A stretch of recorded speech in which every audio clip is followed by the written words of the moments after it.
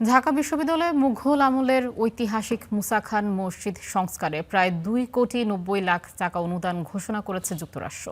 সকালে কার্জন হল এলাকায় মসজিদ প্রাঙ্গণে আয়োজিত অনুষ্ঠানে এই ঘোষণা দেন ঢাকায় নিযুক্ত যুক্তরাষ্ট্রের রাষ্ট্রদূত ব্রেন্ট Christensen. Ambassadors fund for cultural preservation AFCP থেকে এই অনুদানের অর্থ দেওয়া হবে। এপ্রিল থেকে প্রাচীন এই নিদর্শন সংস্কার ও সংরক্ষণের কাজ শুরু হবে বলে জানিয়েছে প্রত্নতত্ত্ব অধিদপ্তর। প্রায় 36 মাস ধরে চলবে এই project.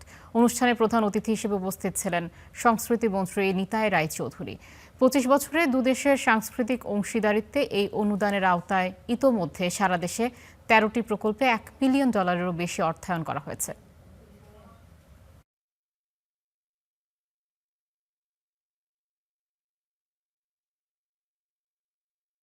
We are proud to have helped Bangladesh preserve its rich culture over the last 2 decades through the Ambassadors Fund for Cultural Preservation. $835,000. We're looking forward to hopefully undertaking more projects here. This is a competitive global process, but Bangladeshi projects have proven outstanding again and again.